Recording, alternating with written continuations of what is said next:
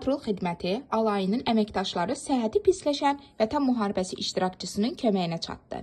As-Times xəbər verir ki, Baş Dövlət Yol Polis İdarəsinin Sabirabad rayonu ərazisində yerləşən stasionar postunda dayanan Hyundai markalı avtomobili sürücüsü Taleh Əsədov qəza dayanma işıqlarını yandırıb və aramsız səs siqnalı verməklə kömək çağırıb. Yol Patrul Xidmətinin alayının əməkdaşları avtomobilə yaxınlaşarkən artıq huşsuz vəziyyətdə olan sürücüyə dərhal ilkin tibbi yardım göstəriblər və əraziyə çağırılan təcili tibbi yardım briqadası vasitəsilə xəstəxanaya vaxtında çatdırılması təmin edilib.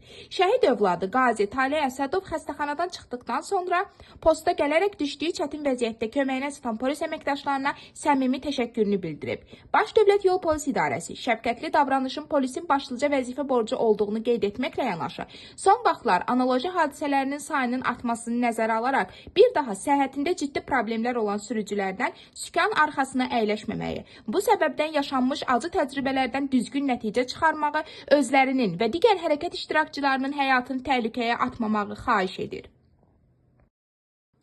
Fövqəladə Hallar Nazirliyinin qüvvələri tərəfindən intensiv yağışlarla əlaqədar yaranmış fəsadların aradan qaldırılması istiqamətində tədbirlər davam etdirilib.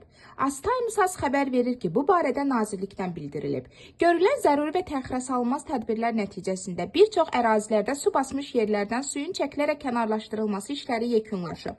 Hazırda bəzi istiqamətlərdə su basmış yerlərdən suyun çəkilərək kənarlaşdırılması və digər zəruri təhlükəsizlik tədbirlərinin görülməsi davam etdirilir deyə məlumatda qeyd olunub. Azərbaycan Prezidentinin köməkçisi, Prezident Administrasiyasının Xarici Siyasət Məsələləri şöbəsinin müdiri Hikmət Hacıyev diplomatik korpusun nümayəndələrinin Qarabağa səfəri barədə paylaşım edib. As-Times xəbər verir ki, paylaşımda Bakıda akreditə olunmuş diplomatik korpus nümayəndələri ilə birlikdə Füzuli hava limanına endiklərini qeyd edib.